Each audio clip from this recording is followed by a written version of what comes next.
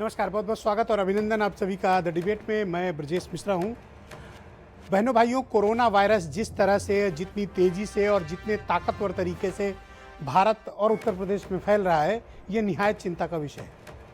पिछले 7 महीने से लगातार इस विषय पर चर्चा हो रही है, इसके दुष्परिणामों पर चर्चा हो रही है और अब उसके खतरनाक संकेत और खतरनाक परिणाम हमारे समक्ष स्पष्ट परिलक्षित हो रहे हैं। ये खतरनाक प्रमाण इस रूप में भी हैं कि उत्तर प्रदेश पूरे देश में इकलौता राज्य है जहां 2 sitting cabinet minister corona virus के चलते जिनका निधन हो गया, मृत्यु हो गई, उनकी मौत हो गई, सरवाइव नहीं कर पाए। श्रीमती कमल रानी वरुण और मशहूर क्रिकेटर और उत्तर प्रदेश की वर्तमान सरकार में कैबिनेट मंत्री भाई चेतन चौहान। ये घटनाएं ये इशारा करने के लिए पर्याप्त हैं, ये हमें इंगित करती हैं, ये हमें बताती हैं कि कोरोना वायरस दरअसल कितना घातक, कितना खतरनाक और कितना जानलेवा है। जो ये कहते हैं कि कोरोना वायरस सामान्य सर्दी खांसी का फ्लू है, दरअसल वो आपको किस तरह से गुमराह कर रहे थे, ये अब आपके समक्ष विद्यमान है। ये एक ऐसा वायरस है जिसकी दवा अब तक अमेरिका भी नहीं खोज पाया है। इसकी दवा सिर्फ आपके भीतर है। आपके शरीर के भीतर मौजूद प्रतिरोधक क्षमता ही आपकी जिंदगी बचा पाएगी। बहनों भाइयों, मेरी इस बात को नोट कर लेना आप, ये कोई सामान्य वायरस नहीं है। मानव सभ्यता का ये के उत्पन्न काल से लेकर अब तक का सबसे खतरनाक वायरस है। पूरी दुनिया में तकरीबन 2.5 करोड़ लोग इससे प्रभावित हैं। 8 लाख लोग मारे जा चुके हैं। भारत में मरने वालों की संख्या 51,000 पार कर गई। ये कोई संख्या नहीं है, इसमें किसी का मां बाप भाई बहन बेटा रिश्तेदार दोस्त ये लोग हैं। तो सोचिए कि जो कोरोना वायरस मंत्रियों को नहीं छोड़ रहा है, जिनको बेस्ट मेडिकल फैसिलिटीज प्रोवाइड कराई गई लखनऊ से लेके मेदांता तक, वो नहीं बच पाए, तो आपके लिए तो अस्पतालों में भी जगह नहीं है। इतने के बाद भी क्या आपको समझ में नहीं आता है कोरोना वायरस क्या है? आपको रोज बताना पड़ेगा क्या कि कोरोना वायरस क्या है? 100 बार यह बात बताई जा चुकी है कि सरकारों के पास इंतजाम नाकाफी हैं, अस्पतालों में बेड नहीं है, L2 L3 के अस्पतालों में स्थान नहीं है। बड़े बड़े मंत्री विधायक सिफारिश लगा रहे हैं कि उनके पेशेंट को, उनके रिश्तेदार को बेड नसीब हो जाए। आपकी क्या बिसात है? आपको कौन पूछ रहा है? यह वायरस मानव सभ्यता का सबसे खतरनाक वायरस है, सबसे जानलेवा वायरस है। और जिनको गलतफहमी है कि यह वायरस कमजोर पड़ रहा है, दरअसल वो आपसे झूठ बोल रहे हैं। यह वायरस मजबूत हो रहा है, यह वायरस ताकतवर हो रहा है, यह वायरस दिनों दिन और घातक हो रहा है। आंकड़े इस बात के गवाह हैं, विज्ञान इस बात का गवाह है, विश्लेषक इस बात के गवाह हैं, एक्सपर्ट्स इस बात के गवाह हैं, डॉक्टर्स इस बात के गवाह हैं, पैरामेडिकल स्टाफ इस बात का गवाह है कि यह वायरस कितना खतरनाक है। WHO सरेंडर कर चुका है। अमेरिका में 1,60,000 लोग मारे जा चुके हैं। सेकेंड वेव चल रही है फ्लोरिडा, टेक्सास, कैलिफोर्निया की तरफ। और पूरी दुनिया में 3 देश हैं जहां कोरोना वायरस बहुत ताकतवर तरीके से इफेक्टिव है, प्रभावी है। अमेरिका, ब्राजील और भारत। लेकिन नए केसेस के मामले में भारत सबसे आगे है, हम सबसे आगे हैं। जब ये कहा गया था कि केसेस नए बढ़ रहे हैं, स्थितियां खतरनाक हो रही हैं, ये संक्रमण फैल रहा है, समुदाय के बीच फैल गया है, तब लोग समझने को तैयार नहीं थे, सोचने को तैयार नहीं थे। सड़कों पर आज भी देखिए वही कैजुअल एटीट्यूड, वही निष्क्रियता, वही लापरवाही का भाव, मास्क न पहनना, सोशल डिस्टेंसिंग नहीं मानना, हाथ नहीं धुलना। तो जो सरकारों की सजगता मार्च के अंतिम सप्ताह अप्रैल तक थी, वो मई से कमजोर क्यों पड़ती चली गई? आपको विचार करने का वक्त है। जब उत्तर प्रदेश में 90 और 100 केसेस मिलते थे, तब यहां संपूर्ण लॉकडाउन था। आज का डाटा है कि उत्तर प्रदेश में 4,600 से ज्यादा केसेस आए हैं। 64 लोगों की मौत हुई है उत्तर प्रदेश के भीतर। मरने वालों की संख्या 2500 पार कर गई उत्तर प्रदेश के भीतर। जगह नहीं है अस्पतालों में। और अब तो जांच आपके घर पे भी नहीं होगी, होम कलेक्शन सैंपल का बंद हो गया है। जाइए और लाइन पे लगिए और सीधे सैंपल भरिए, चाहे 3 घंटे खड़े होइए चाहे 4 घंटे, बुजुर्ग होइए चाहे जवान, लगिए लाइन में जाके और जाके सैंपल दीजिए। वो व्यवस्था भी खत्म कर दी गई। क्यों? संसाधन नहीं है, रिसोर्सेज नहीं है। मीटिंग्स होती हैं, लंबे चौड़े बड़े बड़े दावे होते हैं। अभी कुछ लोग कह रहे होंगे कि ब्रजेश मिश्रा भाषण दे रहे हैं। मैं तो वो बता रहा हूं जो आम आदमी झेल रहा है। सुनने वालों में पेशेंस नहीं रह गया है, वो सुनना नहीं चाहते। ऑल वेल उनको सुनना है बस, और कुछ नहीं सुनना है। सड़कों पर जाइए, देखिए, अस्पतालों के पास जाइए और देखिए क्या नजारा है। रोंगटे खड़े हो जाएंगे आपके, सिहरन उठ जाएगी। जैसे हालात इस वक्त उत्पन्न हो गए, L2 L3 अस्पतालों में बुरा हाल है। वेंटिलेटर तो बहुत वीआईपी को नसीब है, आप क्या हैं? वेंटिलेटर की संख्या भी कोई ज्यादा नहीं है उत्तर प्रदेश में, बहुत कम है, बहुत थोड़े से। और पेशेंट की संख्या लंबी है। जिनके पास पैसे हैं और सिफारिश है वो मेदांता एडमिट हो रहा है, आपको कौन पूछता है? तो अभी भी वक्त है, चेत जाइए। भारत 27 लाख केसेस की तरफ बढ़ रहा है, 51,000 से ज्यादा मौतें। उत्तर प्रदेश में 4,500 5,000 केसेस डेली। पीक आना अभी बाकी है, जो एक्सपर्ट कह रहे हैं। ये पीक क्या होगा? 70,000, 80,000, 90,000, 1 लाख, 2 लाख या इससे भी ज्यादा? क्या होगा? किसी को नहीं पता बहनों भाइयों, कोई नहीं जानता। सिर्फ एक धारणा है। तो विज्ञान और डेटा के आधार पर जिन्हें काम करना चाहिए वो अब निश्चिंत भाव से, अब आपसे कोई नहीं कहता कि मास्क पहनो, अब आपसे कोई नहीं कहता कि हाथ धुलो, अब आपके लिए L2 L3 के अस्पताल के लिए कोई फोन नहीं जाता। आपको कोरोना वायरस हुआ है, घर पे पड़े रहिए, 2 टेलीफोन आएंगे, एक सीएमओ के यहाँ से, एक कमांड सेंटर से। केवल उनको बता दीजिए कि आप ठीक हैं, बस। ना तो दवा पहुंच रही है, ना डॉक्टर किसी के घर जा रहे हैं देखने, और ना कोई पूछने वाला है। और अगर आप गंभीर हुए तो फिर अपने भरोसे रहिए, यहाँ जो रिसोर्सेज हैं वो आपके समक्ष विद्यमान है। अब न जाने क्या क्या दावे हो रहे थे, उनकी बातें तो अलग है। ज़्यादा समय नहीं लूँगा और मैं फिर स्पष्ट कर दूँ, मैं डरा नहीं रहा हूँ। मैं तो ये कह रहा हूँ आपको डरना चाहिए। अगर आपको खुद से प्यार है, अपने परिवार से प्यार है, अपने समाज से प्यार है, अपने राज्य से प्यार करते हैं और अपने देश से प्रेम करते हैं, आपको डरना चाहिए। अगर आप लापरवाही करते हैं तो मैं कहूँगा आप राष्ट्रद्रोही हैं। अगर आप लापरवाही करते हैं तो मैं कहूँगा कि आप राज्य के साथ गलत कर रहे हैं। और अगर आप लापरवाही कर रहे हैं तो अपने परिवार और समाज के साथ धोखा कर रहे हैं। इतना खतरनाक ताकतवर वायरस पूरे समाज का दुश्मन बना हुआ है। WHO और अमेरिका सरेंडर कर गया है। बातें चाहे जितनी भाषण में कर लीजिए, दावे चाहे जितने बड़े बड़े कर लीजिए, आंकड़े चाहे जितने ला दिए कि इतने ठीक हो गए, ये रिकवरी रेट है। अरे मरने वालों की लाइनें लगी हुई हैं। जिनके घरों में मातम है, जरा जाकर उनसे मिलिए और समझिए, पूछिए, उनकी तकलीफ बांटिए। अगर आपके अंदर हृदय है तो, आपके अंदर भावना है तो पूछिए उनसे कि कोरोना वायरस ने किस तरह से उनकी जिंदगी तबाह और बर्बाद कर दी है। पूछिए। इसी विषय पर आज बात करेंगे।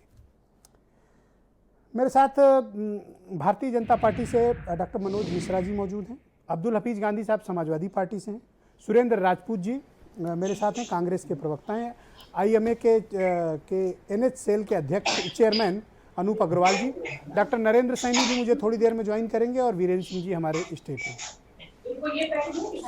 डॉक्टर मनोज मिश्रा जी, कार्यक्रम की शुरुआत में आपसे करना चाहता हूँ।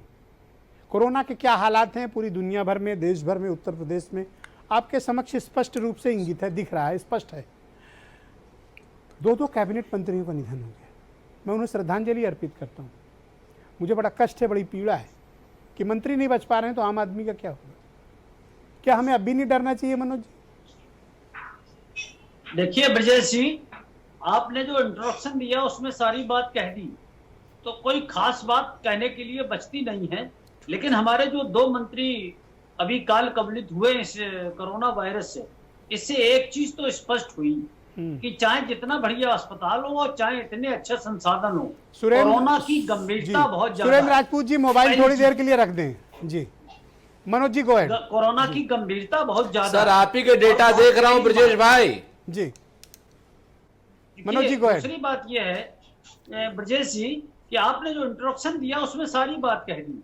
तो इसमें जो अभी तक के जो परिणाम है उससे देख के ऐसा लगता है कि जागरूकता ही बचाव है इसका, और दूसरा कोई चीज नहीं, क्योंकि अभी कोई वैक्सीन आई नहीं, कोई दवा आई नहीं, और जो विकसित देश है जिन्हें वैक्सीन ट्रायल कर लेना चाहिए था, निकाल देना चाहिए था, अभी तक वो सक्षम नहीं हो पाए। इसका मतलब अभी करीब लगभग 6 महीने तक वैक्सीन का मास प्रोडक्शन होने में टाइम लगेगा या दवा आने में टाइम लगेगा। भारत में भी बताया जा रहा है कि 3 जगह तो उसका टेस्ट चल रहा है, कोई अलग फेज में, कोई फर्स्ट फेज में, कोई सेकंड फेज में, कोई थर्ड फेज में। लेकिन मेरा अपना अनुमान है, जैसा कि मैं अखबारों और टीवी पर देखता हूँ, समझता हूँ कि 6 महीने मास प्रोडक्शन में लग जाएंगे कम से कम। तो इस 6 महीने के दौरान जैसा कि आपने कहा कि बचाव ही सबसे बड़ा उत्तम उपचार है और इसके अलावा कोई उपचार नहीं है। क्योंकि ये हमारे जो 2 मंत्री गए, आप देखिए उनको पहले पीजीआई में भर्ती किया, उसके बाद मेदांता ले गए चेतन चौहान जी को। तो आप देखिए मेदांता से बेहतर तो सुविधाएं भारत में नहीं है, या उत्तर प्रदेश में पीजीआई से बेहतर सुविधाएं नहीं है। इसका मतलब मेडिकल सुविधाएं भी चाहे जितनी बेहतर उपलब्ध करा दी जाए, कोरोना के असर को कम नहीं कर सकती, क्योंकि कोरोना की दवाई आज तक नहीं बनी। तो आप कुछ कड़े फैसले क्यों नहीं करते हैं? आप ये देख रहे हैं लोग लॉकडाउन तो मान नहीं रहे हैं। देखिए, जीवन और आजीविका के बीच संघर्ष है। जब कड़ा फैसला हुआ तो लोगों को यह लगा कि हमारी रोजी रोटी चली जाएगी और दूसरी समस्याएं आ गई, उनसे निजात पाने के लिए थोड़ी थोड़ी ढील दी गई, और उस ढील में जनता ने ये समझ लिया कि हम निर्द्वंद हो गए और किसी तरह का भी हम बर्ताव कर सकते हैं।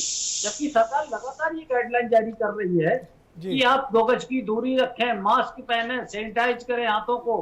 तो ये चीजें जो मोटे तौर पर आपने सबसे बड़ी बात यह है कि मीडिया का रोल बहुत सकारात्मक रहा। जितने टीवी चैनल है आपका और हमारे दूसरे चैनल्स का, सबका बहुत सकारात्मक रोल रहा जागरूकता फैलाने के लिए। आप सबको धन्यवाद। मैं आपके मित्र जागरूकता फैला रहे हैं। मैं आपके मित्र सुरेंद्र राजपूत जी को आमंत्रित करना चाहता हूं। सुरेंद्र जी, बहुत स्वागत है आपका।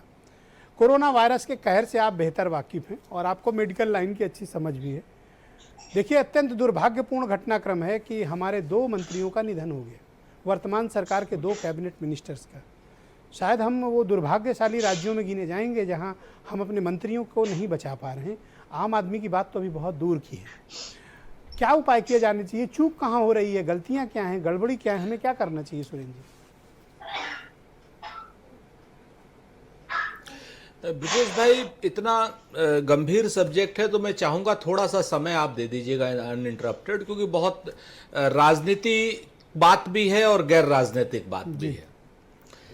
2-3 बातें आपके सामने रखना चाह रहा हूं। जब तक सरकारें अपनी गलतियां नहीं मानेंगी तब तक गलती दुरुस्त नहीं होगी, चाहे वो प्रदेश की सरकार हो चाहे वो देश की सरकार हो। आपको पहले आइडेंटिफाई करना पड़ेगा कि गलती कहां पर है, तभी तो आप गलती को दुरुस्त करेंगे। सरकारों के साथ सबसे बड़ी चीज है कि उत्तर प्रदेश की सरकार हो या देश की सरकार हो, अहंकार के साथ चल रही है, वो गलती मानने को तैयार नहीं। देश की सरकार गलती ये मानने को तैयार नहीं कि दिसंबर में इनको पता चला, जैसा कि प्रकाश जावड़ेकर ने कहा कि हमें तो 1 महीने पहले ही, जनवरी 1 से पहले ही पता चल गया था, मोदी जी हमसे कहते रहते थे, तब से इन्होंने तैयारी क्या की। उसके बाद लगातार राहुल गांधी जी हम लोग चेताते रहे और ये लोग हमारा मजाक उड़ाते रहे, सिर्फ इस वजह से कि मोदी है तो मुमकिन है। हमने सारी चीजें कर ली, इन लोगों ने। आज ये कह रहे हैं कि पीएम केयर फंड से हमने इतने वेंटिलेटर कर दिए, ऐसा कर दिया, वो कर दिया। आपके सामने सारी स्थितियां, उत्तर प्रदेश में कितने वेंटिलेटर हैं, कितनी सुविधाएं, कितनी सारी चीजें हैं, वो आपके सामने हैं। तीसरी बात, आप जब बात करते हैं क्या नाम बीमारी से लड़ने की, पेंडेमिक से लड़ने की, तो एक टीम 11 आपने बनाई। टीम 11 में कितने योग्य लोग हैं, अधिकारियों के अलावा विशेषज्ञ लोग हैं, वो भी आपके सामने हैं, कहने की जरूरत नहीं है। ना कोई पॉलिटिकल आदमी है, ना कोई सोशल आदमी है, ना कोई मेडिकल का आदमी है, ना कोई टेक्नोक्रेट है, कोई भी नहीं है। सिर्फ एक 10 या 11 अधिकारी हैं आईएएस लेवल के, और क्या नाम आदरणीय मुख्यमंत्री जी स्वयं है। मुख्यमंत्री जी के साथ साथ 2 उप मुख्यमंत्री भी नहीं है जो कि जनता की बात बता सके कि जनता एक्चुअल में कहां पर परेशानी में है। सारी की सारी बातें अगर आप देखेंगे L1, L2, L3 के जो हॉस्पिटल्स हैं उनकी क्या परिस्थितियां हैं वो भी आपके सामने है, और आपने सारा चिट्ठा कच्चा खोल के रख दिया है, उसमें कहीं कुछ कहने की आवश्यकता नहीं है। तो ये उत्तर प्रदेश की सरकार पहले या देश की सरकार पहले कह रही थी कि हम इतनी अच्छी स्थिति में हैं, पूरी दुनिया में हैं, आज हम नंबर 3 पर है, कुछ समय में नंबर 2 पर आ जाएंगे, मौत के मामले में नंबर 1 है और रोज के आंकड़ों के मामले में नंबर 1 पर हैं हम लोग। आप देखिए आज से 4 दिन पहले सरकारों की विफलता है या जनता की लापरवाही है? लगभग 900 कुछ लोग एक्सपायर हुए थे, उस दिन एक आदमी मरा था श्रीलंका में। श्रीलंका जैसा छोटा राज्य जिसके पास संसाधन हमसे 10 गुना कम। अब्दुल हफीज गांधी जी, पाकिस्तान में डिक्लाइनिंग मोड पर, बांग्लादेश में डिक्लाइनिंग मोड। ऑलराइट, मैं 30 सेकंड और दे दीजिए, 30 सेकंड और दे दीजिए। मैं ये कह रहा हूं कि जब तक सरकारें अपनी गलतियां नहीं मानेंगी तब तक सुधार नहीं हो सकता। इस सरकार से मेरी उम्मीद है, चूंकि आपका चैनल बड़े लोग देखते हैं, मैं कहता हूं, करबद्ध निवेदन करता हूं कि टीम 11 को एक्सपेंड कीजिए, गलतियां अपनी स्वीकार कीजिए, ताकि गलतियों से सबक लेकर के आप समाधान की ओर चल सकें। अब कोरोना गांव की ओर चल दिया है, लखनऊ में अगले 15 दिन में हो सकता है आपको कुछ कमी मिल जाए। आपने ये बात क्यों कही कि ये चैनल बड़े लोग देखते हैं? मुझे गौरव की अनुभूति होती है जब आप ये कहते हैं कि सड़क चलता है कॉमन आदमी उत्तर प्रदेश का ये चैनल देखता है। मुझे कोई शौक नहीं कि कोई बड़ा आदमी मेरा चैनल देखे, मुझे कोई शौक नहीं कि कोई बड़ा अफसर मेरा चैनल देखे। मुझे इस बात का गौरव महसूस होगा कि उत्तर प्रदेश के 24 करोड़ मेरे भाई बहन ये चैनल देखें। मैं इसका भी जवाब देता हूं आपको। सच्चाई यह है कि 24 करोड़ लोगों की आवाज है आपका चैनल, इसलिए बड़े लोग देखते हैं, डर के देखते हैं, खुश होकर के नहीं देखते हैं। आपको वो मजबूरी में देखते हैं, इसलिए मैं कह रहा हूं। छोटे लोग तो देखते ही, हम जैसे लोग तो देखते ही हैं। अब्दुल हफीज गांधी साहब, बहुत स्वागत है। वो बड़े लोग, धन्यवाद भाई राजपूत जी, वो मारे खौफ के देखते हैं। 30 सेकंड कहा था मैंने, आपको 1 मिनट दे दिया, कृपया और लोगों की बात सुनिए। 1 सेकंड रुक जाए, मैं नेक्स्ट राउंड में पूरा टाइम दूंगा तसल्ली से। आप प्लीज कृपया सहयोग कर दीजिए, कृपया सहयोग कर दीजिए, आराम से, take it easy, take it easy. Gandhi साहब, बहुत स्वागत आपका। मैं आपसे जानना चाहता हूं कि कोरोना वायरस जिस प्रकार से कहर बरपा रहा है, अब तो स्पष्ट है। आज मैं कई ऐसे विधायक और मंत्रियों को जानता हूं जो अपने रिश्तेदारों को अस्पताल में भर्ती नहीं करा पा रहे हैं। मैं नाम नहीं लेना चाहता उनका, वो बेचारे परेशान हैं, सिफारिशें लगा रहे हैं। आम आदमी की क्या बिसात? आप तो लखनऊ में घूम रहे हो ना, क्या हालात है बताओ? ब्रजेश जी, मैं एक बात कहना चाहूँगा कि जो भारत में हमारी जो संरचना है सरकारों की, उसे हम कोऑपरेटिव फेडरलिज्म कहते हैं, और ये सरकार बहुत ज़्यादा इस बात पे कहती है कि हम कोऑपरेटिव फेडरलिज्म है, यानी कि सेंटर के साथ साथ हम राज्य सरकारों को भी उनसे विचार करेंगे और चीज़ें करेंगे। लेकिन शुरुआत में आप देखिए, जब पहला लॉकडाउन लगाया गया तो बहुत जल्दबाजी में लगाया गया और राज्य सरकारों को नहीं पूछा गया।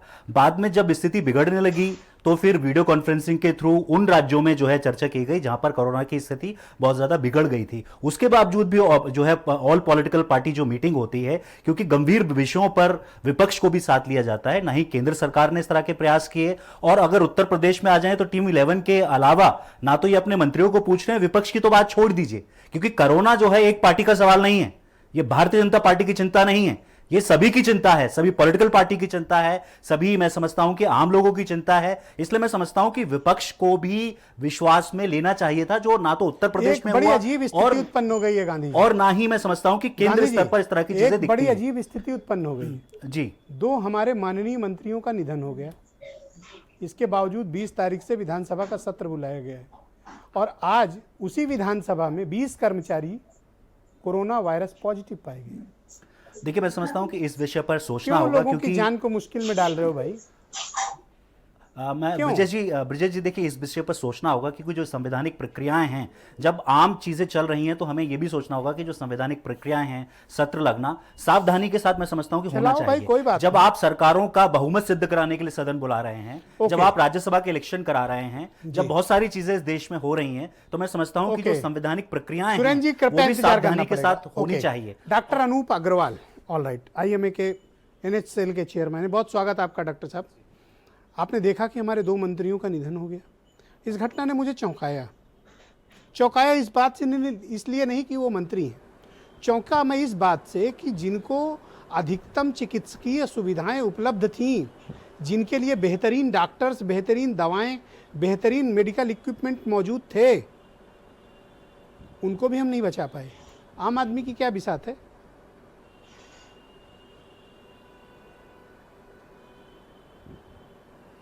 बिल्कुल ब्रिजेश जी, आपने बिल्कुल सही पॉइंट आउट करा कि इसमें सबसे इम्पोर्टेंट बात यही समझनी कि आम आदमी को कि बेस्ट चिकित्सा सुविधा उपलब्ध होने के बावजूद अगर किसी व्यक्ति को नहीं बचाया जा सकता, इसका मतलब ये कि गंभीर बीमारी है। और जिस दिन हर व्यक्ति, समाज का आम व्यक्ति ये बात को मान लेगा, समझ लेगा कि इसको होने के बावजूद बेस्ट पॉसिबल मेडिकल हेल्प के द्वारा भी हमें बचाना मुश्किल हो सकता है, शायद वो सजग होगा। तो जैसा आपने शुरुआत में कहा कि हमें सबको सजग होने की जरूरत है, हमें सबको सोचना है कि हमें स्वयं को कैसे बचाना है। अगर हर व्यक्ति ये सोच ले कि हमें स्वयं को कैसे बचाना है, तो शायद किसी दूसरे और चीज की जरूरत ना पड़े, क्योंकि प्रदेश में स्थिति ये है कि जितने भी अस्पताल हैं कोरोना के, वहां पर सभी बेड फुल हैं। अगर आप होम आइसोलेशन की स्थिति में आपको भगवान ना करे बुखार खांसी बढ़ जाता है, तो 24 से 48 घंटे मिनिमम चाहिए कि शायद आपको अस्पताल में बेड मुहैया हो पाए। उस बेड के मिलने के बावजूद इस बात की गारंटी नहीं कि आपको बेस्ट चिकित्सा सुविधा वहां उपलब्ध हो पाए, तो आखिर आप कैसे बचेंगे? और इसके बाद तो भी बेस्ट गारंटी मेथड नहीं कि है आपको कि वेंटिलेटर आप मिल पाए। कोरोना को होने ही ना दें। जी बिल्कुल बिल्कुल, इसके बावजूद पॉसिबल नहीं है कि आपको बेस्ट चीज मिल पाए, तो क्या करेगा आम आदमी? आम आदमी तो मैदानता नहीं जा सकता, दिल्ली नहीं भाग सकता, कहां भागेगा वो? उसके पास ना पैसा है, ना संसाधन है, और ना वो पहुंच है कि उसको मैदानता रेफर करा जाए। उसको तो एक नॉर्मल अस्पताल में सुविधा जो भी मिल रही है उसी से काम चलाना है। तो इस बात को बहुत ज्यादा उजागर और प्रचार प्रसार करने की जरूरत है कि हर व्यक्ति को अपने स्वास्थ्य, अपने डॉक्टर बचाव अग्रवाल के में लिए जानते इस हैं, समय सजग मेरे रहना। सुबह से लेकर रात आपने तक में जैसा मुझे एक बात बहुत जी। विचलित करती है। मुझे कम से कम 10-15 मेरे दोस्तों के फ़ोन आते हैं, जानने वालों के फ़ोन आते हैं, जो ये कहते हैं कि वो कोरोना वायरस हो गया है या उनके करीबी रिश्तेदारों को हो गया है, कहीं बेड दिला दीजिए। मैं पूरी ताकत लगाता हूँ, पूरी कोशिश करता हूँ कि उनको कहीं जगह मिल जाए। कई बार असफलता भी मिलती है, तो मन बड़ा दुखी निराश होता है कि देखिए हम अपने लोगों को इलाज नहीं दे पा रहे हैं। और ये बात मैं स्वयं कह रहा हूँ, अपने अनुभव के आधार पर कह रहा हूँ। जी जी, ब्रिजेश जी आपने बिल्कुल सही बात कही। जो आपने कहा बात विचलित करती, यही समस्या हमारे साथ भी है। मेरे बहुत सारे अब ऐसा है कि हमारे दोस्त, हमारे रिश्तेदार जो कि कोरोना पॉजिटिव हैं, आइसोलेशन में है, प्रॉब्लम हो रही है।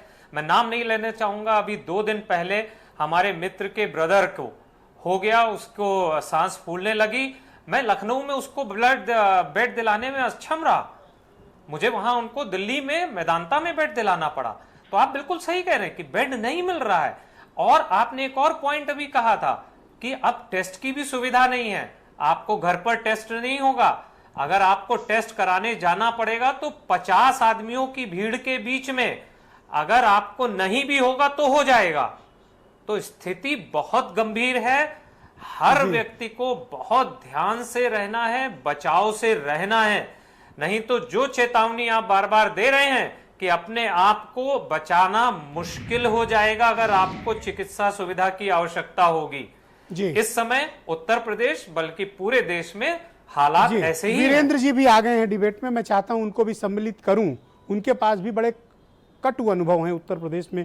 कई राज्यों से, कई जिलों से वीरेंद्र जी के पास फ़ोन आते हैं, जो लोग सिर्फ एक ही बात की दरख्वास्त इनसे करते हैं कि किसी तरह उनको एडमिट करा दीजिए। वीरेंद्र जी, क्या आपका अनुभव है? दूसरा, अब जो सैंपल कलेक्शन है वो घर पे नहीं हो सकेगा, अब आपको एक पर्टिकुलर टाइम जाके जांच केंद्रों पे लाइन लगनी पड़ेगी। क्या हालात इस वक्त कोरोना को लेकर उत्तर प्रदेश, लखनऊ या दूसरे बड़े शहरों में? देखिए, करीब 1.5 लाख के ऊपर जो आंकड़ा है, 1,58,000 का उत्तर प्रदेश में बताया जा रहा है कोरोना के केस हैं। उसमें से 1 लाख से ज़्यादा ठीक हो चुके हैं।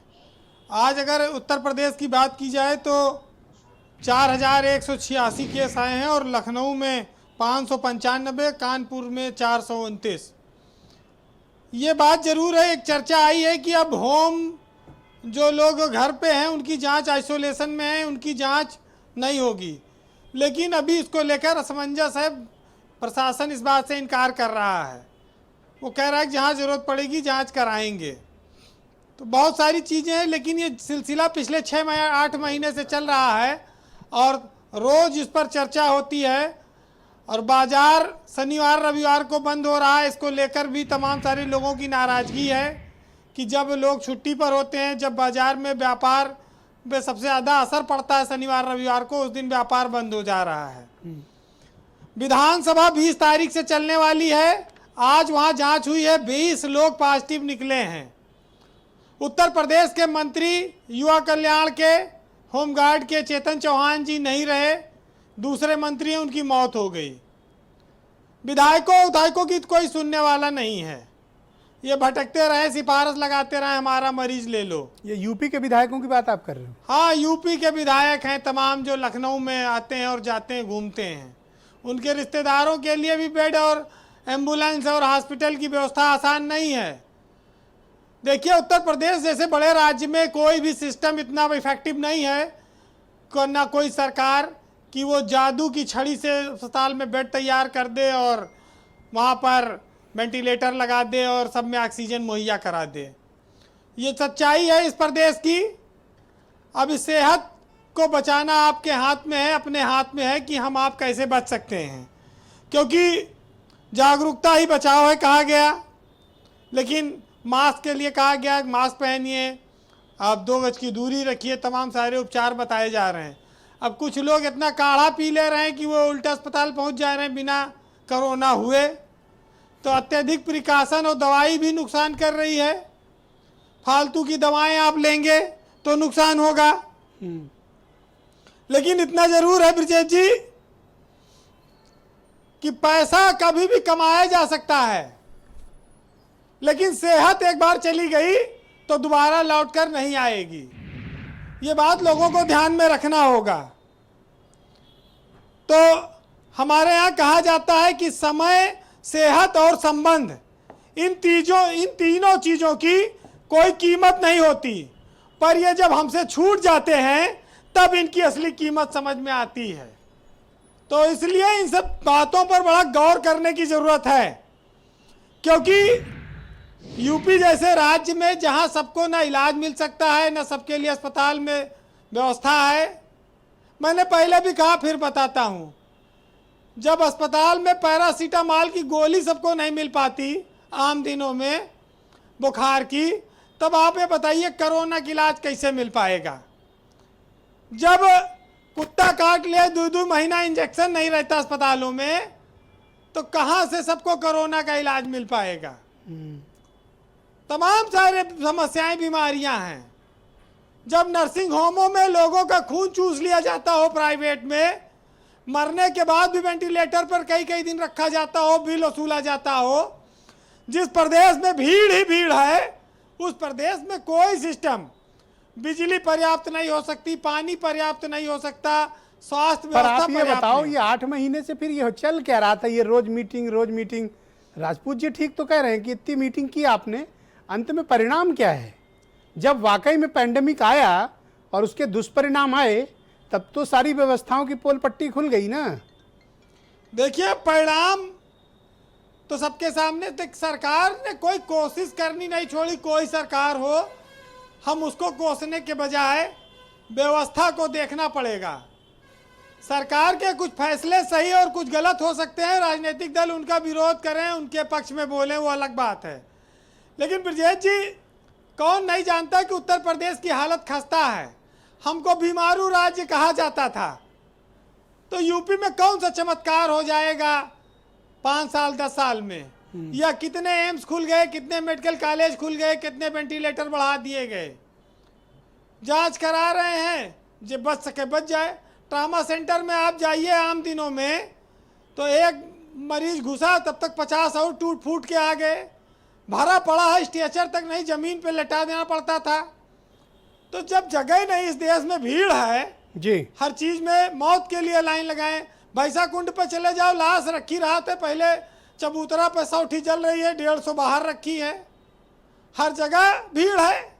इतना आसान है इस देश में किसी व्यवस्था को लागू कर पाना जी। लेकिन चलिए, यही बात मैं राजपूत जी को समझा रहा हूँ, कहाँ समझ रहे हैं। ब्रजेश जी, कहा गया है कि कम खाने से सेहत अच्छी होती है और कम बोलने से सीरत। लेकिन हमारी लोगों की मजबूरी है, कुछ ना कुछ बोलने पड़ेगा। ये शेर आप क्या राजपूत जी के लिए पढ़ रहे हैं? अब ये जनता अंदाजा लगाए, लेकिन इतना जरूर है कि राजपूत जी भी देसी आदमी हैं। उनको पता है कि माँ के हाथों से बने खाने से सेहत का राज है, और जो लोग बाजार की खाते हैं उनकी सेहत की क्या हाल है।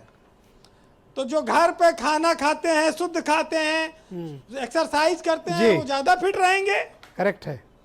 तो कुल मिला के इतना है। आज आप कहते हैं ना निकलो, कोरोना फैला है। अच्छा, सब्जी कहाँ से आएगी?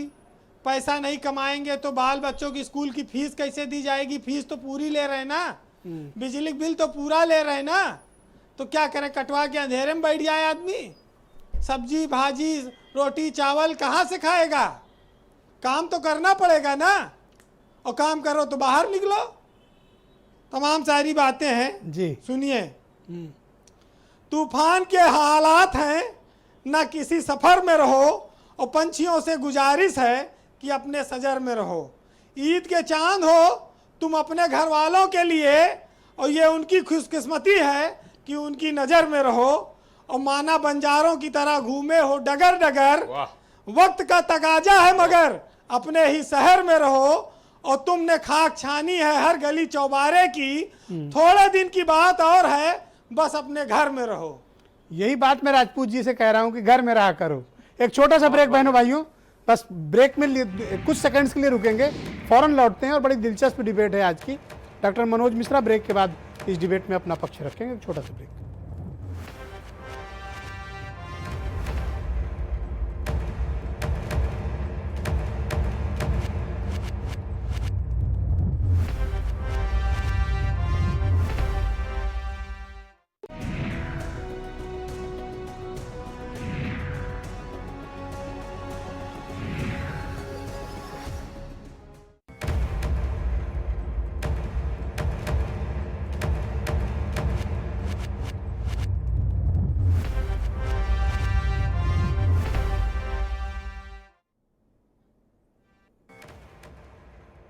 देश में कोरोना संक्रमितों की मौत, 941 लोगों की मृत्यु पिछले 24 घंटे के भीतर हो चुकी है। बहनों भाइयों, आप स्वयं महसूस कर रहे होंगे कि पिछले कई दिनों से ये दुखद समाचार आपको प्रतिदिन प्राप्त होते हैं कि कभी 800, 900, 1000 लोगों की मृत्यु हो गई। ये हमारे अपने लोग हैं जिनका निधन हो रहा है, हम उन्हें इलाज नहीं दे पा रहे। कठोर परिश्रम, कठोर त्याग और सब कुछ दांव पर लगाकर हमने जिस बीमारी को रोकने के लिए संकल्प लिया था, अफसोस की बात है कि वो बीमारी हमसे नहीं रुकी, बांध टूट गया है। कोरोना वायरस इतनी बुरी तरह से फैल चुका है कि कांटेक्ट ट्रेसिंग जैसी बातें अब भूल जाइए। कोई ऐप हो, कोई जानकारी हो, अब आप पता नहीं लगा सकते हैं, ये समुदाय के भीतर चला गया है। आप देख सकते हैं, ये जो मैं दृश्य आपको दिखा रहा हूँ, ये सीटी स्कैन है लंग्स का, जो डॉक्टर वली ने पिछली डिबेट में दिखाई थी।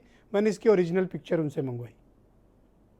जिस व्यक्ति को कोरोना वायरस हुआ था उसको कोई सिम्टम नहीं थे, लेकिन धीरे धीरे ये वायरस का संक्रमण फेफड़ों में इस कदर फैला कि पूरा फेफड़ा आप देख रहे होंगे कि वाइट हो गया। ये वाइट पोर्शन दरअसल संक्रमित क्षेत्र है। इसके बाद जिस व्यक्ति को ये संक्रमण होगा वो सांस नहीं ले पाएगा, ब्रीदिंग नहीं कर पाएगा। आपको कृत्रिम रूप से ऑक्सीजन फ्लो या तो बहुत हाई करना पड़ेगा, और अगर नहीं सरवाइव कर पाने की स्थिति है तो आपको लाइफ सपोर्ट सिस्टम, वेंटिलेटर्स, इन सब पर डालना पड़ेगा। ये हालात हैं। ये सीटी स्कैन की रिपोर्ट है। तो जिनको भी समस्या प्रतीत हो रही हो, कोरोना वायरस होने के बाद घरों में आइसोलेशन में हो और उन्हें सांस लेने में थोड़ी भी कठिनाई आई तो मैं उन्हें यही सजेस्ट करूंगा कि कृपया किसी भी तरह अपना सीटी स्कैन ज़रूर कराएं। अगर आपको सांस लेने में किसी प्रकार की ज़रा भी कठिनाई हो रही है तो फिर से नोट कर लें, अगर आपको सांस लेने में थोड़ी भी कठिनाई आ रही है, आप पॉजिटिव डिटेक्ट हुए हैं, तो आप अपना सीटी स्कैन किसी भी कीमत पर तत्काल करवाएं। यह आवश्यक है। एक्सरे से बात नहीं बनने वाली। एक्सरे से चीज़ें पकड़ में नहीं आएगा ये संक्रमण, सीटी स्कैन से ये पकड़ में आता है। और ये बात सर गंगा राम हॉस्पिटल दिल्ली ने एक शोध के बाद डिटेक्ट किया है। ये बहुत महत्वपूर्ण जानकारी है, लिहाजा आप इसका ख्याल रखें और ध्यान रखें। मैं डॉक्टर मनोज मिश्रा की तरफ चलता हूं। डॉक्टर मनोज मिश्रा जी, आप मुझे बताइए कि कि 8 महीने का वक्त तो पर्याप्त था, उसके बावजूद ऐसे हालात के लिए क्या आप लोग तैयार नहीं थे? ब्रजेश जी, जैसा कि मैंने पहली बार जब आपने पहला राउंड दिया था, तो जैसा कि मैंने कहा था आपके इंट्रोडक्शन के बाद, ये बहुत सामान्य बात थी जो समझ में आनी चाहिए थी सबको।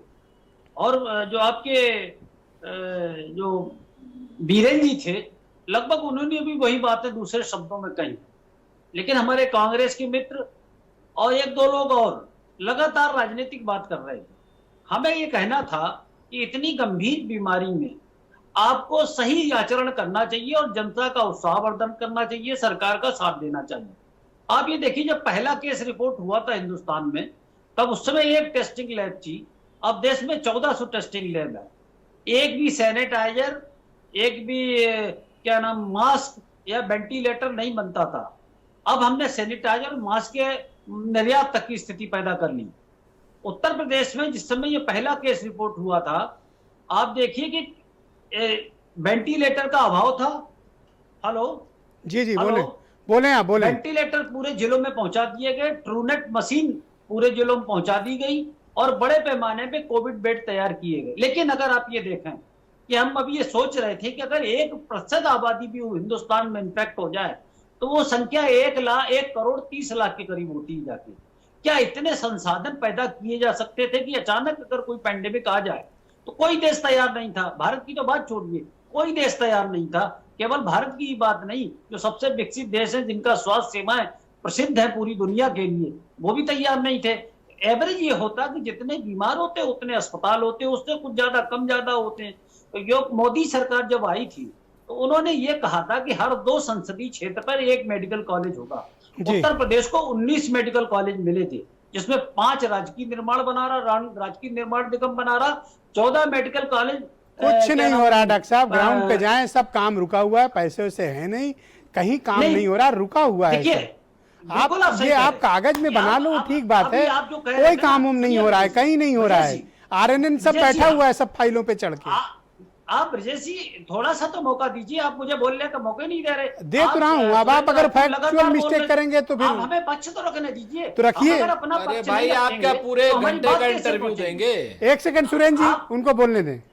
आप बोले मनोज सुरेंद्र जी। जी बोलते, सुरेंद्र जी की आदत है कि जब ये बोलते हैं तो हम लोग नहीं बोलते, लेकिन जब कोई दूसरा बोलता है सुरेंद्र जी जरूर इंटरप्ट करते हैं। और यही आदत अनुराग भदौरिया जी की, ये दोनों महान अरे हम व्यक्ति कहीं नहीं बोले इनसे डॉक्टर बहस साहब, करना हम तो थोड़ा संभव आपका नहीं। पक्ष जान रहे हैं। हम एक सेकंड चाहते हैं सुरेंद्र जी, आप प्लीज। आदमी मुख्यमंत्री सुरेंद्र जी, बने। सुरेंद्र जी कृपया सहयोग करें। सुरेंद्र जी हाँ, बोले आप। नहीं, सुरेंद्र जी से हमारा एक निवेदन है कि बड़े अच्छी राय राहुल गांधी जी ने दी, तो महाराष्ट्र में क्या कह दिया, कम सेकंड पे मैन है वहां पर शिवसेना पार्टी है, और देश के अंदर 1/3 के करीब मरीज अरे तो केवल मुद्दे की महाराष्ट्र बात में है। करिए डॉक्टर उस समय साहब। आपकी ये राहुल गांधी की राय महाराष्ट्र ने क्यों नहीं मानी? आप पार्टी ने दिल्ली में क्यों नहीं मानी? या जहां पर राजस्थान में, फिर जहां वही पर भी आपकी उत्तर सरकार प्रदेश वहां की की बात राय नहीं मानी। करेंगे। केवल उत्तर प्रदेश में राय वेट करिए मानते। सुरेंद्र जी, मैं आता हूँ। सुरेंद्र जी आप कृपया सब्र से आप वेट करें। 1000 बसों की लिस्ट देते हैं, उसमें मोटरसाइकिल, स्कूटर, टैक्सी की लिस्ट दे देते हैं, तो आप मजाक कर रहे हैं। इस समय उत्तर क्या प्रदेश है की ब्रजेश जनता के भाई, साथ मजाक क्या कर एक रहे सेकंड, नो, नो, हैं। Please, Janata- please. और जो चला रहे बीमारों हैं। के साथ मजाक कर रहे हैं, आप क्या बात करेंगे? आप अपने प्रदेश जहां पर रूल है वहां पूरा शासन दिखाइए। ओके। महाराष्ट्र का कोरोना कंट्रोल करिए तो आपकी तारीफ होगी, हम लोग भी मानेंगे कि आप आइडियल है, आपके साथ हमें चलना चाहिए, आपकी बात माननी चाहिए। राजनीतिक आरोप लगाना देश अलग में बात। कोई ऐसा राज्य लेकिन- है जिसको आप आइडल मानते हो कोरोना के नहीं, मामले में राजनीतिक नियंत्रण में? आरोप लगाना ठीक है, आप लगाइए, लेकिन नहीं।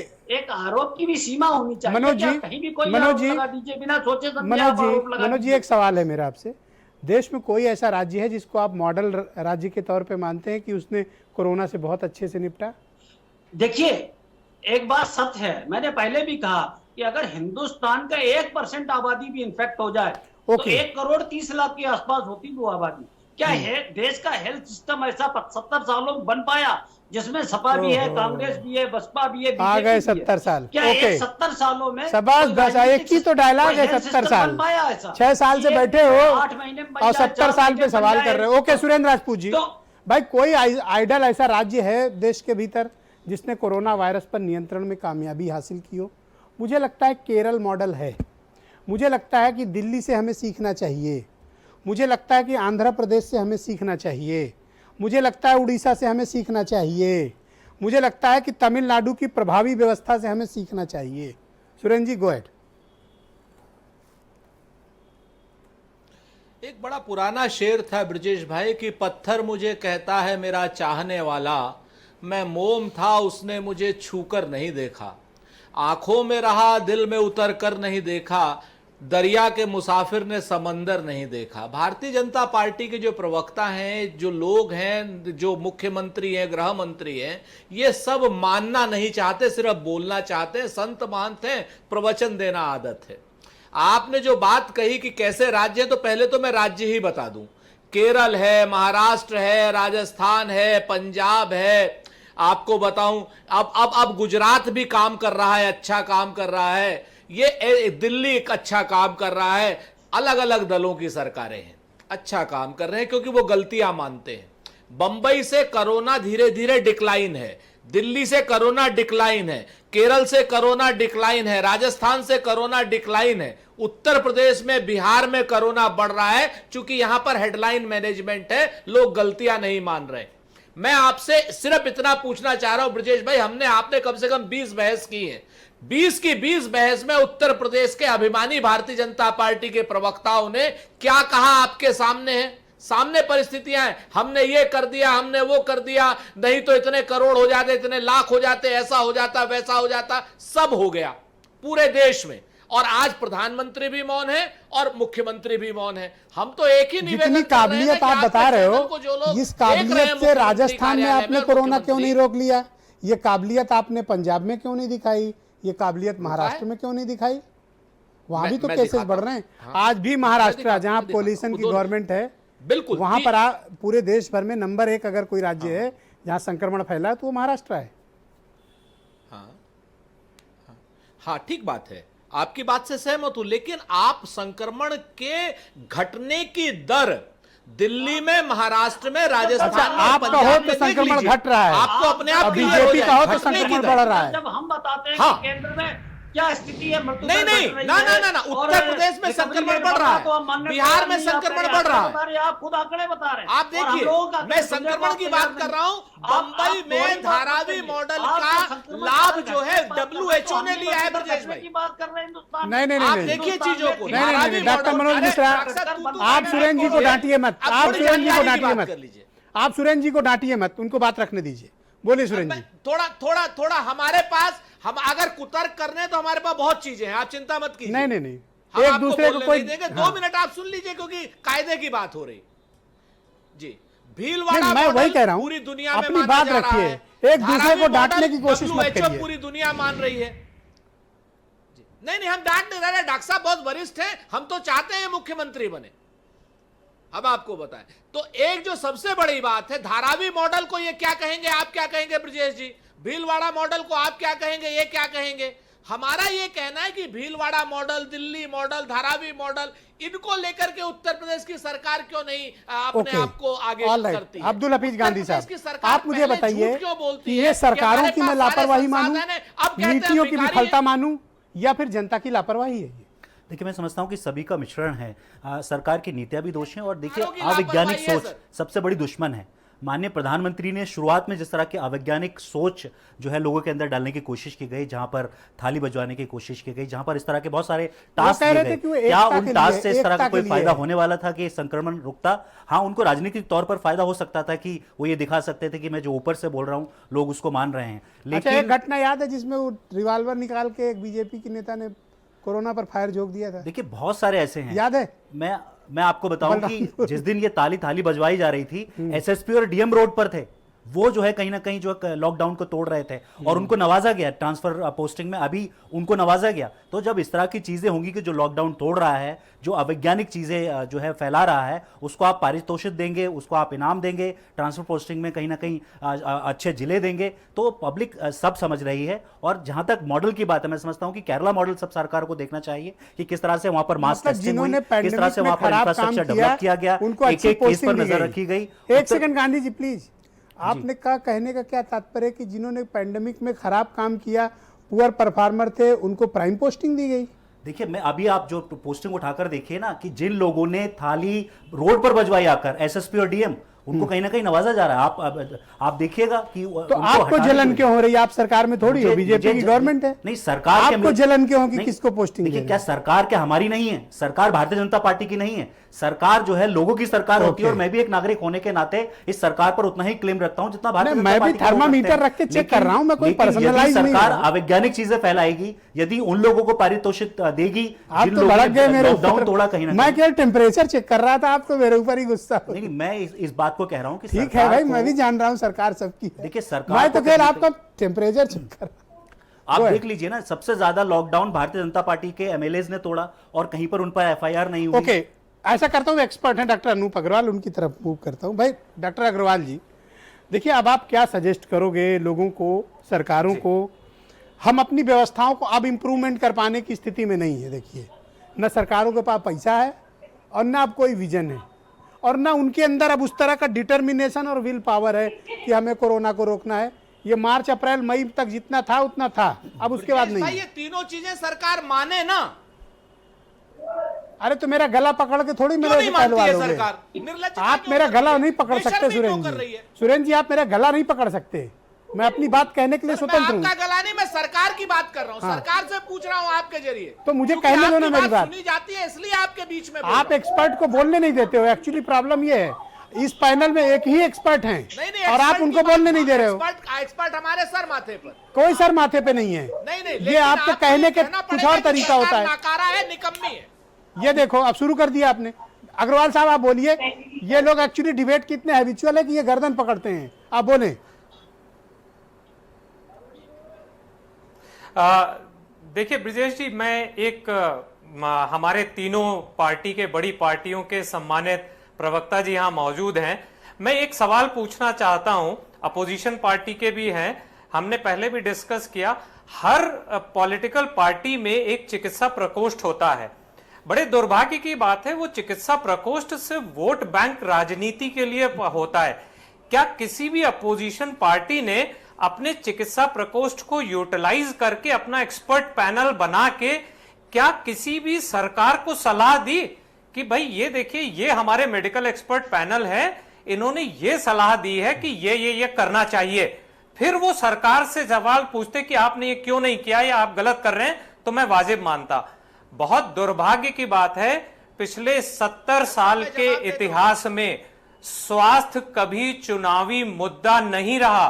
कोई भी चुनाव आज तक के इतिहास में स्वास्थ्य के बेसिस पर नहीं लड़ा गया। शायद यही कारण है आज आम जनता बीमार होने पे डॉक्टर कोरोना अग्रवाल, से आप- एक बिस्तर को तरस आप रही मुझे है। लगता है कि आप मंगल तो- ग्रह में रहते हैं। आप लग रहा है धरती पे नहीं रहते हैं। ये उत्तर प्रदेश है डॉक्टर साहब।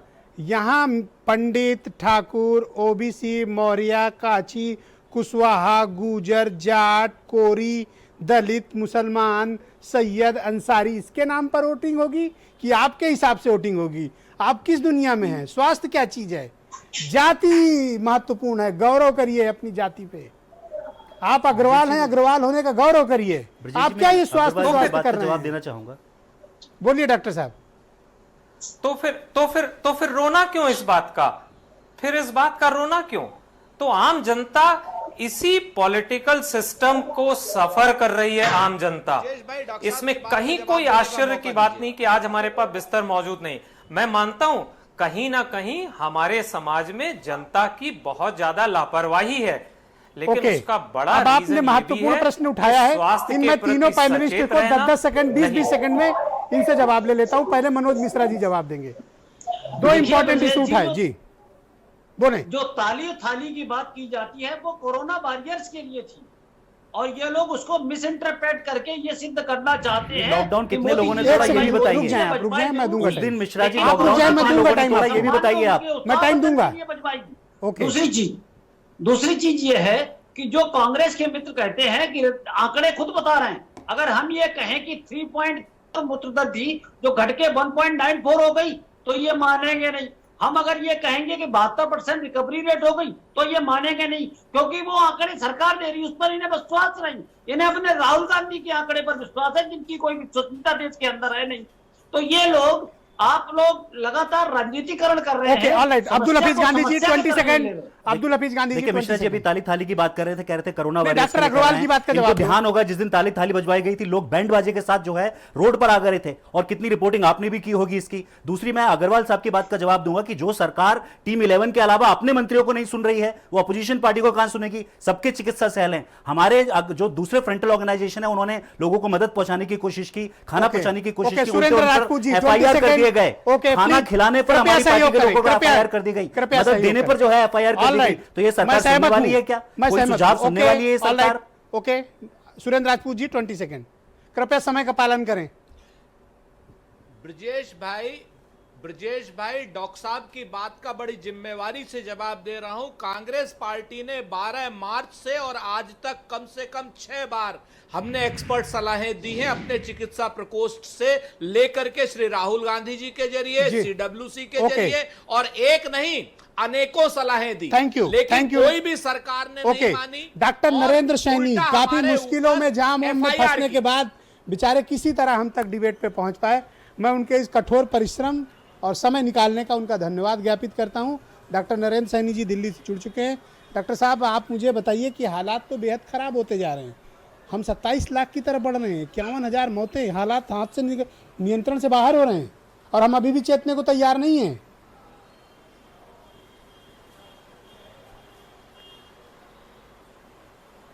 आपने बिल्कुल सही कहा सर, लेकिन सबसे बड़ी बात कि वो लोग जिनके पास सब कुछ था, यदि हम चेतन चौहान जी की बात करें या एक हमारे और कैबिनेट मिनिस्टर थे यूपी के, उनका देहांत हो जाना, ये दर्शाता है कि किस तरीके की सुविधाएं उपलब्ध हैं। मैं ये नहीं जानता, क्योंकि कोई भी किसी की भी डेथ हो सकती है, बट जिस सर्कमस्टांसेस में होती है चेतन चौहान जी की, कि वो वहां पर एक यूपी के लखनऊ में दाखिल होते हैं और आखिरी टाइम में उनको मेदांता के लिए आना पड़ता है, तो ये दर्शाता है कि हमारी सुविधाएं कहां पर हैं। सबसे बड़ा यूपी में यदि मैं कहूं कोई कॉलेज है या कोई हॉस्पिटल है, तो वो यूपी का लखनऊ मेडिकल कॉलेज है। यदि वहां से आपको अपने कैबिनेट मिनिस्टर को कहीं और ट्रांसफर करना पड़ा है, तो इससे बड़े दुख की बात नहीं हो सकती। तो इसका मतलब हम समझने को तैयार नहीं है जो आप बार बार कह रहे हैं। ना हमारे लोग तैयार हैं, ना हमारी सरकार तैयार है। इससे ये पता लगता है कि आप, मैं देख रहा था कि यूपी में, मैं पर्टिकुलर यूपी की बात करूं तो हम टेस्ट कितने कर रहे हैं। आज की तारीख में भी यदि हम देखें आंकड़े, तो 5,000 पर मिलियन टेस्ट हो रहे हैं। आप दिल्ली को देखिए, आप ही के अपने कंट्री की बात कर रहे हैं, 38,000 टेस्ट हो रहे हैं। मेघालय जैसी जगह में आपसे ज्यादा पर मिलियन टेस्ट हो रहे हैं। यदि ये सब चलता रहेगा, मैं पूछना चाहता हूं कि यदि हमारे कैबिनेट मिनिस्टर यदि सुरक्षित नहीं है, तो आम आदमी का क्या हालत होगी। तो प्लीज इसको हमें को ध्यान से देखना होगा। आम जनता से कहूंगा, प्लीज आप सरकार की तरफ मत देखिए, आप अपने आप को देखिए, डिस्टेंस मेंटेन करिए, जो आप बार बार अपने प्रोग्राम में कहते हैं। एक मौत जो होती है ना, पूरे परिवार को हिला सकती है, वो मौत होती है, वो वापिस नहीं आ सकता वो आदमी। 1.9% की हम बात करते हैं, लेकिन जब आप मिलियन में आप केसेस होंगे तो 1.9% कितने हो जाते हैं, आपने कभी महसूस किया। और दूसरा यदि मैं यूपी जैसे और जैसी बिहार जैसे लोगों की वहां स्टेट्स की बात करूं, जहां पर आप केस ही नहीं डिटेक्ट कर रहे, पता नहीं कितनी सारी और डेथ्स हो रही हैं। वो किसके कारण हो रही हैं? किसको मालूम कि वो कोरोना के कारण नहीं हो रही? क्योंकि आप तो टेस्ट ही नहीं कर रहे। डेथ तो हो रही है ना, तो किस वजह से हो रही है वहां पे डेथ? किसी ने पहचानने की कोशिश की? मुझे नहीं लगता कि कोई इस तरीके की तरफ जा रहे हैं। तो प्लीज आप जो बार बार कह रहे हैं, मैं आपके जरिए आपके श्रोताओं को कहना चाहूंगा, आपको अपने आप को संभालना। एक अंतिम सवाल है आपसे, डिपेंड नहीं करिए, एक अंतिम आपके सवाल। हाथों में अब आपकी जिंदगी। ये कार्यक्रम यदि बंद चेतन करूं, इसके चौहान पहले और एक दूसरे अंतिम सवाल है कैबिनेट आपसे। सुरक्षित नहीं है, तो हमें अपने आप को अपने तरीके एक से अंतिम सुरक्षित सवाल करना है, होगा। आने वाले 2 महीनों में जी, कोरोना को आप उत्तर प्रदेश और भारत में कितना मजबूत और ताकतवर देखते हैं? क्या प्रेडिक्शन है आपका?